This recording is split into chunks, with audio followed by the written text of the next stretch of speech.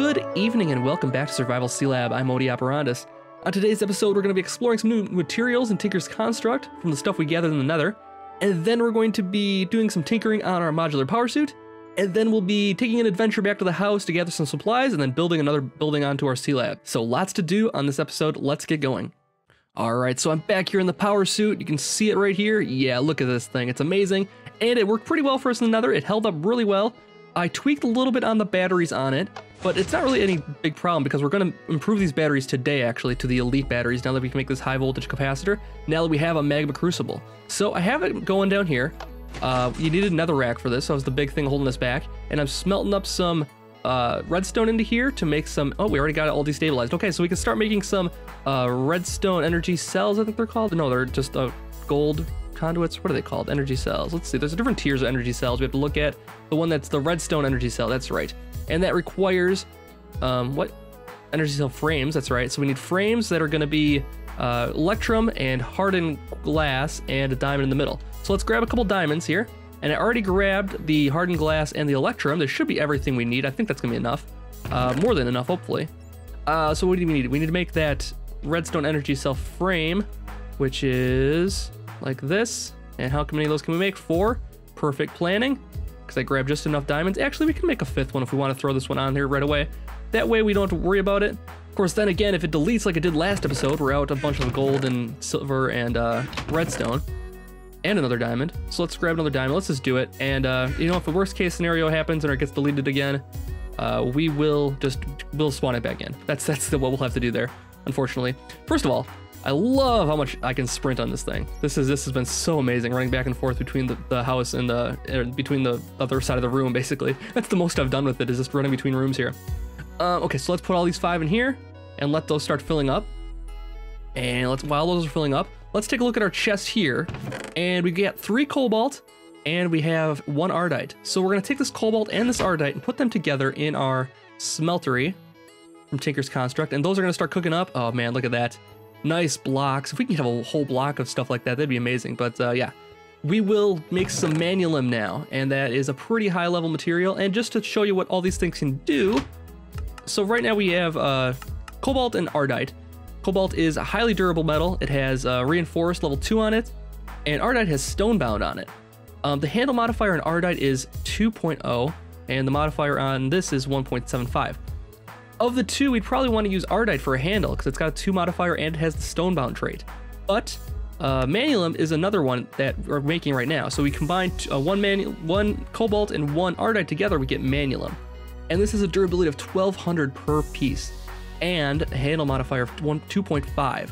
So we got a lot of durability on this thing. I think we are going to use Manulim for the handle as well here, and we'll make a paper modifier for it as well. So we can, I have a paper binding right here. Cool. So we'll have a lot of enchantments to put on this thing, basically. A lot of room to, oh man, we got 2 ingots out of this thing. That's perfect. That's all I'll need. We just need the mold here. Pickaxe cast head and a tool rod cast. And those 2 things we should be able to make everything we need then. I think the tool rod is actually only 0.5 cost. So we're going to actually...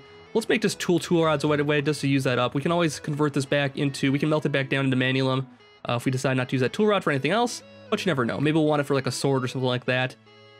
Never hurts to have extra Manulim rods hanging around here.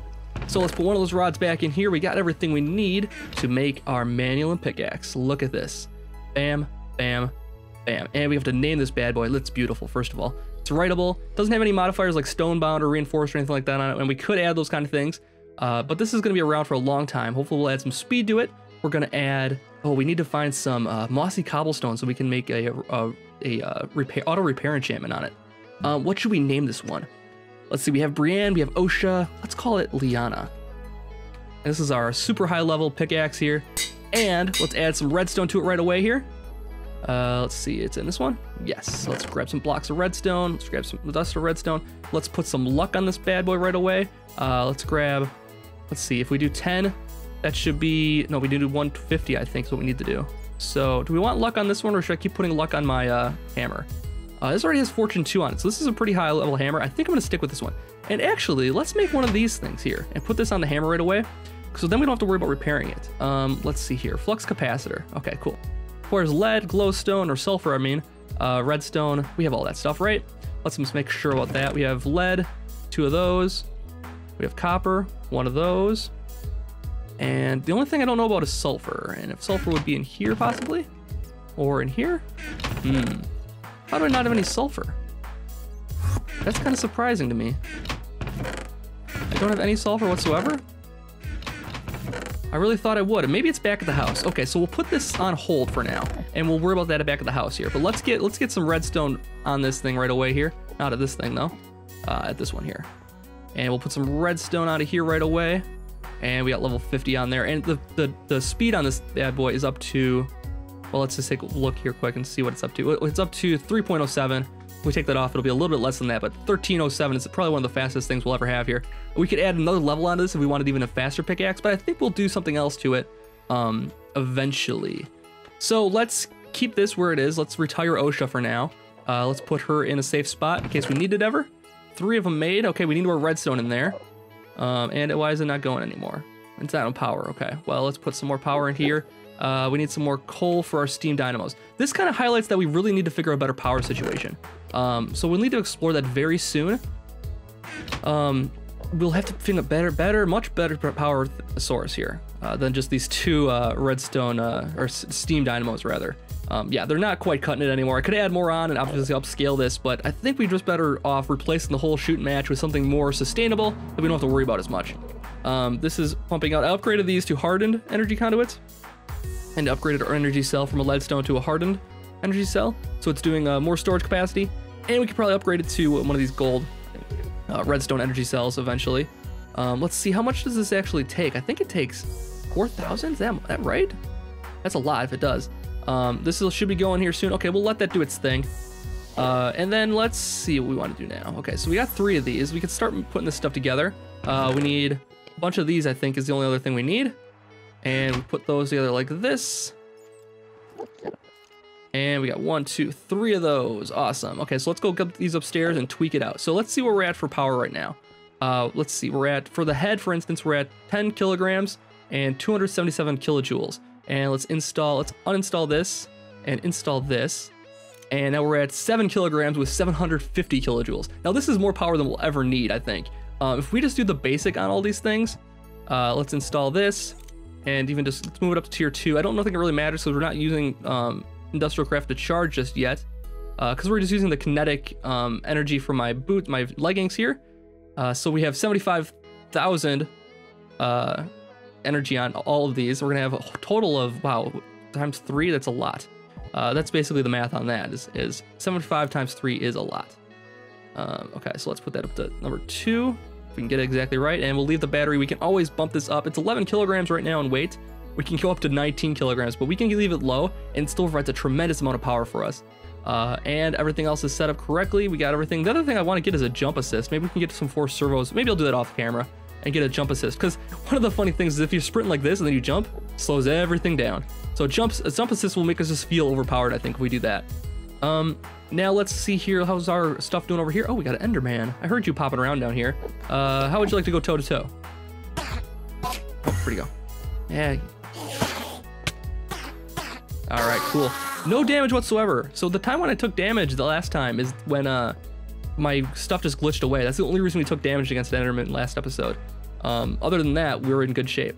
So we got 1 more. That should be all the ones we need. For now, I don't really care about the power fist. That's right, like down the road. We'll worry about that. Let's salvage this and install this. Oh, I didn't make it. That's why. What am I thinking? We need a couple more wiring. Oh, I have it in my pack already. Okay, cool. And drop these off here, and we got it. All right, cool. I got some extra wiring just for down the road if we need it for anything else. We always need wiring for stuff. And install this, and boom. Now, jet boots is the next thing on the docket that requires ion thrusters, so it's got a lot more things we need for that. Ion thrusters require these force field emitters, and these force field emitters, it doesn't require any redstone. Advanced machine casing. Oh, that's the reason. Okay, so this advanced machine casing was the issue. But if we look at this one, it's just Invar force field emitters. We could totally do this, but we need 4 of them, and that's going to take a long time to make all that. So I'm not going to do it this episode. We'll get the flight down here eventually and be flying around the world. It'll be amazing. We also need to do the jetpack. I think we want both of those things. So we need We need 8 of these things. Oh my god, it's so many. Oh, 6 of these things total. Okay, well, that's quite a bit. But I think we have the means, because we have enough Mimikite. We can make some Ender Pearls to do this. That's really the only thing holding us back right now, I think. Anyways, now that this stuff is all done, this is done cooking up too. Let's just throw this in here for a rainy day. We'll probably want it to make another energy cell here in a little while, so we'll hang on to that. Let's head back. Oh, I should drop off my levels before we get too far here. I made a nice little energy thing here, just conserve my levels so I don't lose those. But I don't really have any need to enchant anything anymore because I have all these Tinker's Construct tools, which are amazing. I didn't put in luck on this bad boy yet. I will do that, but I'm not going to use it primarily because I do have a Fortune 2 on this guy already. And it's a good weapon too because it's got looting on it as well, so it's a good multifaceted weapon. Let's drop all this stuff off in here for now. That's a good enough spot.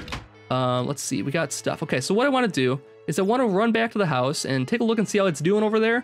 We'll see if we need to bring anything back. What we really want to do today is the second thing we're going to do today is build a new building on here, and it's going to be an arboretum of some type, like a greenhouse, where we can have all of our vegetation and stuff growing. Because one thing I realized being down here is that wood is slowly drying up for us. I do have a lot here, but I'm going to run out, and food is another issue. And I'm relying on just the monster meat here, the monster jerky here.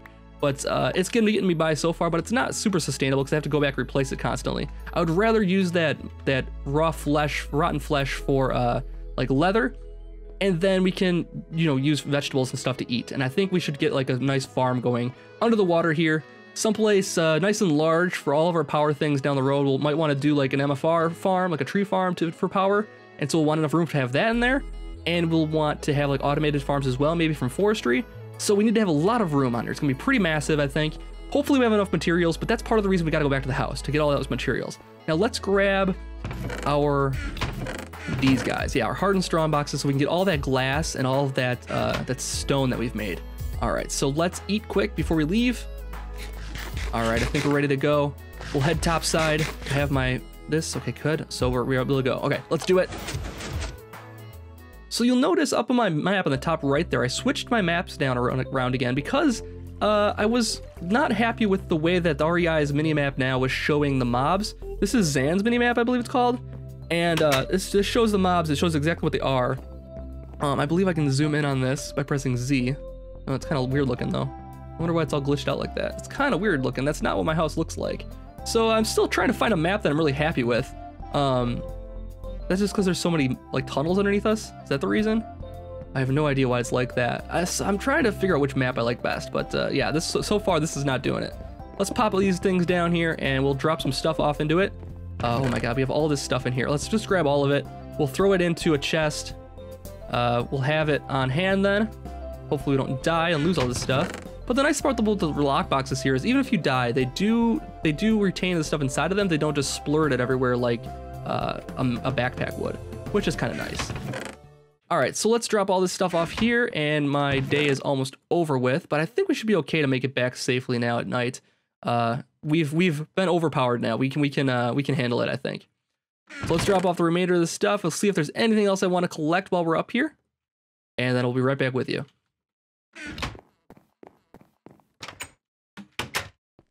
All right, so day has broken here. I did do a little bit of mining over the night here just to get a few more supplies like copper that I'm really missing out on downstairs here. Now we're heading back to the Sealab and we'll start sorting all this stuff out. And I did find we have some sulfur in one of these boxes here. So I found out that we can make that redstone flux capacitor and then attach that to our hammer here, and it'll be running off of RF instead of durability from then on. Pretty cool. All right, we've made it back to the Sealab. Now we have to dive down below.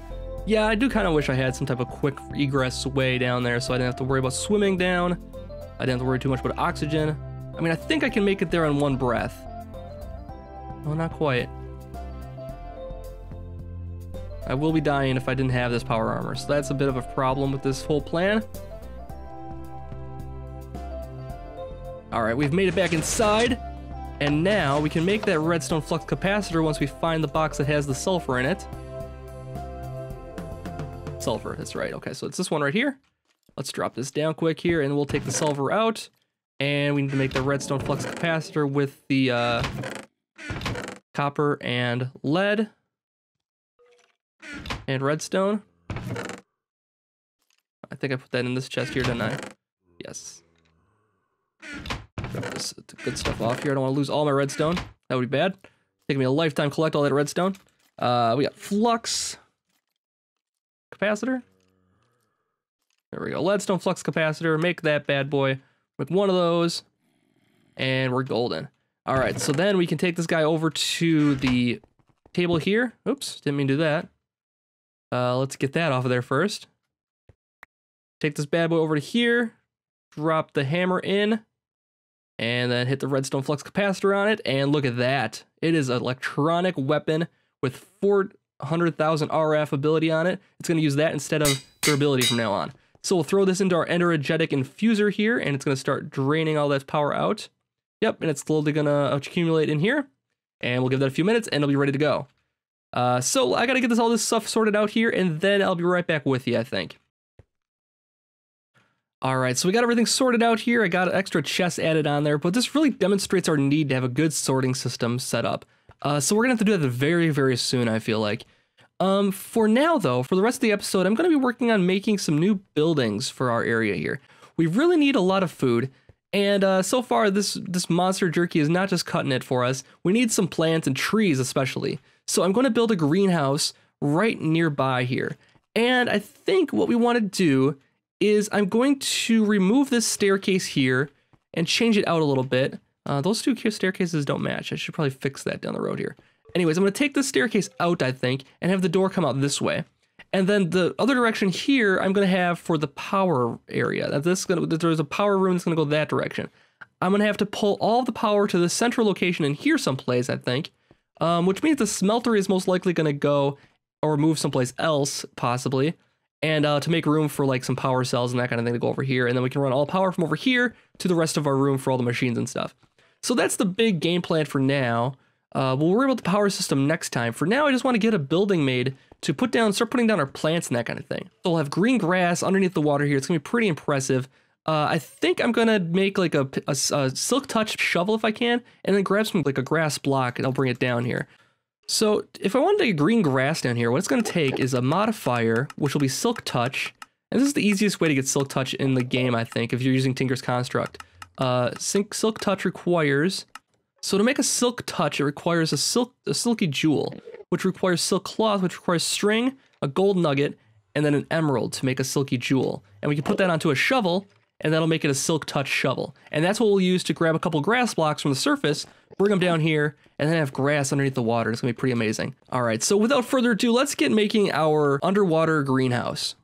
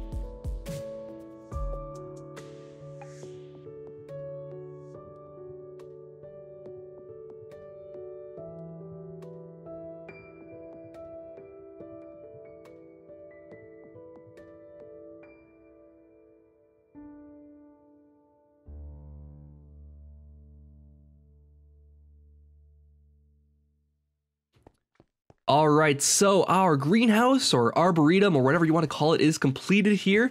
Looks pretty good, but as you can see, it doesn't have any grass yet.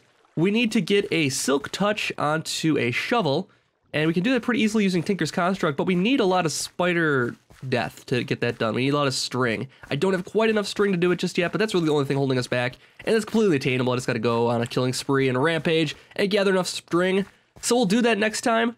And we'll also have to get this set up with some grass, obviously, and get it set up with farms. Maybe MFR harvesters, maybe a forestry tree farm or something like that. We'll see what happens. We'll see which one's going to be best for us. Or maybe we'll do both. Who knows? And then that'll be pretty much do it. So I also want to set up like an airlock system here. Get the same kind of door system with the drawbridges we have over here for now. That'll be replaced by other blocks down the road, I'm sure. Fancier blocks that'll do the same thing. But I just want to keep out the slimes, because right now this is a bit of a slime farm. We apparently are inside of a slime chunk, and so they're keep constantly spawning on that end of the building and coming into my home here. So we want to avoid that from happening, so we'll want a nice door system set up here to keep the baddies out, and then we'll figure out a way to stop them from spawning eventually too. Anyways, I think it's going to do it for this episode. Next episode, we'll work on all that stuff I mentioned. Oh, I forgot to mention, this is glowstone glass. It's pretty cool. It provides light and it's glass. What this is, it's just glowstone surrounded by glowstone surrounding a thickened glass, and a thickened glass is sandy glass, and sandy glass is glass and sand mixed together. So it's a little bit thicker, but the thing about sandy glass is it doesn't, when you use it, it doesn't break. So I can take these out and put them back, and it doesn't actually waste the glass now. So I can put these, I'm gonna use this glowstone glass a lot of different places where I need light, but I don't want to have like these little beacons like that hanging out. So that's my goal for this thing, and maybe I'll put some sandy glass in here, this glowstone glass up in here. It's kind of expensive because it takes 4 glowstone. I think I'm out of glowstone now. So we'll have to go back to the nether soon too, and gather some more of that kind of stuff. Anyways, I think that's going to do it for this episode. I've been Modi. Thank you so much for watching another episode of Survival Sealab, and I'll see you back next time. Have a good night.